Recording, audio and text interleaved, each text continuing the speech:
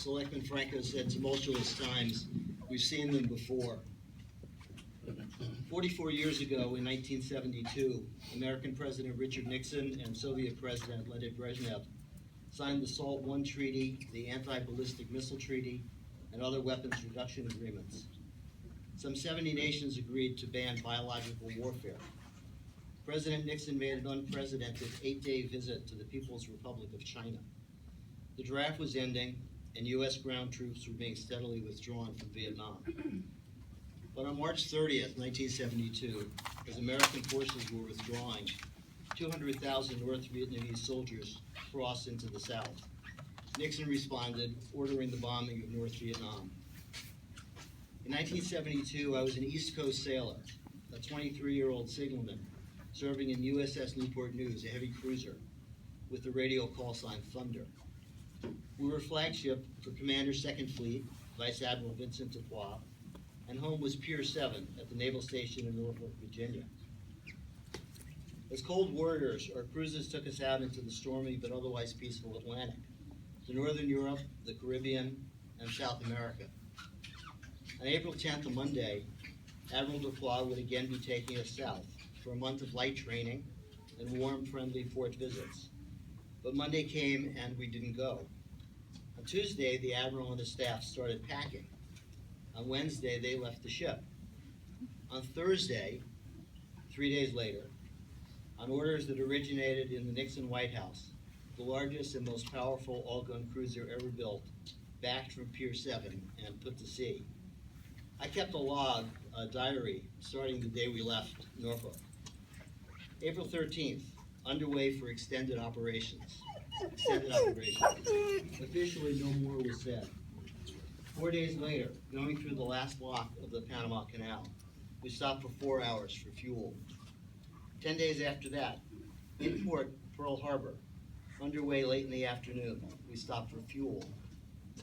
April 29th, 16 days after leaving Norfolk, crossed the international dateline.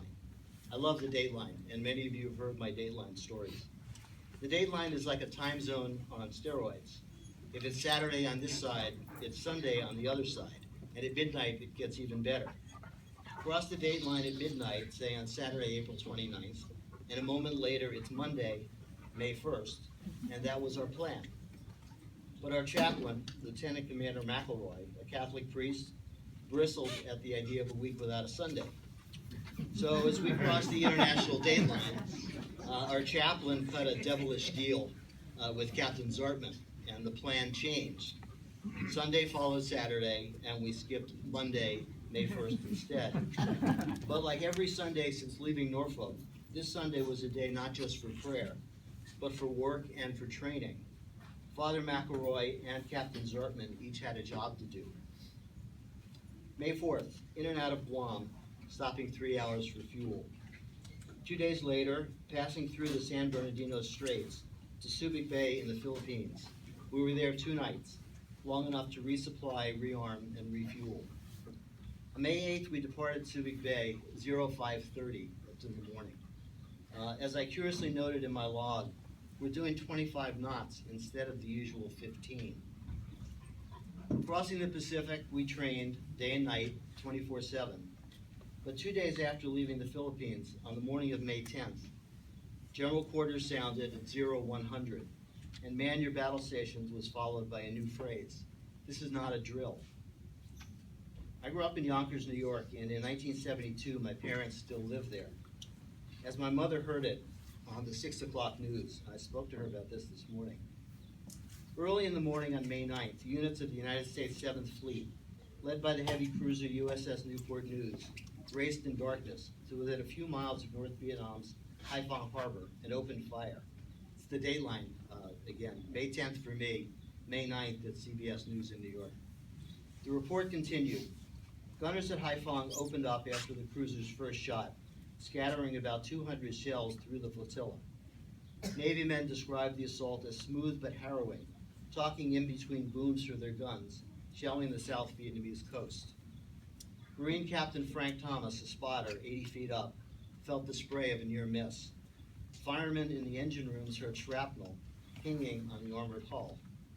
That's as my mother heard it 13,000 miles away on the 6 o'clock news. In the months that followed, Newport News worked along the coast, conducting similar operations up north, supporting Vietnamese troops in the south. Thunder, they called us, and thunder we did.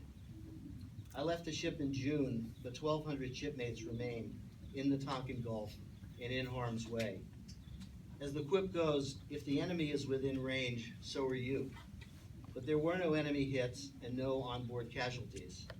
Still, war is a dangerous game, and warships are dangerous places to live and to work. Risks are internal as well as external. On October 1st, about an hour after midnight, while my ship was firing on enemy positions ashore, a 250-pound, 8-inch projectile, a shell with a defective fuse, was loaded into the center gun of turret 2. As that gun fired, the defective fuse detonated, the projectile still in the gun detonated, an internal explosion ripped the turret. From the starboard wing of the signal bridge, my friend Roy Jones saw orange flame pour from a rear turret door, blown away by the blast. Below decks, acrid smoke filled the forward part of the ship. Sailors raced to battle stations, and damage control crews converged on turret 2. This was not a drill. From the ship's log, as reported in real time, heavy smoke in forward part of ship, high temperature alarm in ammunition magazines, captain orders magazines flooded, turret 2 powder room flooded, heavy smoke amidships, water level in turret 2 to second deck. 1 hour later, the fire was out. At dawn, 5 feet of water remained above the 4th deck. 5 hours after the blast, at 6 in the morning, the ship secured from general quarters. 20 shipmates were dead. Many more suffered the effects of the explosion, the smoke, and the emotional trauma of that night. Of the days crossing the Pacific and of many more far from home, I speak this morning of just a few. But overall, USS Newport News deployed for 9 months, 7 of them in active, near daily combat. Of 1,200 American sailors and the ship they loved was written this: during combat operations conducted in the coastal waters of North and South Vietnam, USS Newport News inflicted significant damage upon enemy military installations, storage areas, and supply lines.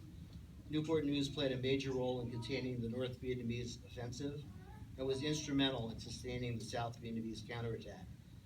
The consistently outstanding performance of the officers and men of USS Newport News reflected great credit on themselves, their ship, and the United States Naval Service. That's signed John W. Warner, then Secretary of the Navy.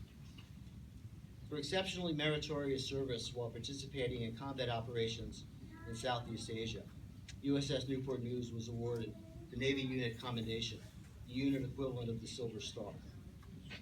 So on this Memorial Day, as I do every year, I honor the memory of 20 shipmates, of Seaman Harold Acker, Jack Bergman, Ronald Daly, Raymond Davis, Terry Deal, Joseph Grisafi, William Harrison, Robert Kickert, Edward McElhaney, Robert Moore, Stanley Pilot, Ralph Robinson, Richie Rucker, Jeffrey Scheller, David Scott, and Richard Tessman, bosun's mate William Clark, and gunner's mates Charles Clenard, Tommy Hawker, and Wesley Rose. And know that you also remember friends and family, classmates, and colleagues. To those who knew them, these men and women are more than simply names on a plaque or on a wall. So take some time today, both to celebrate and to reflect. We don't need to mourn them, but we do need to remember them, honor them, and appreciate all they gave.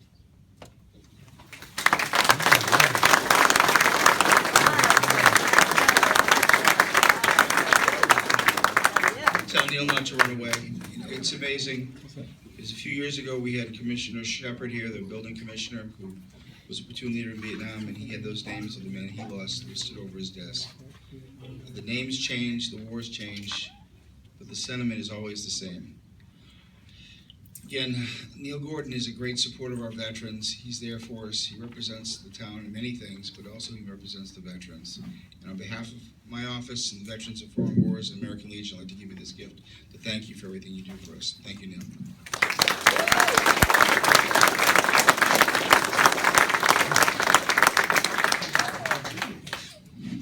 as Selectman Frank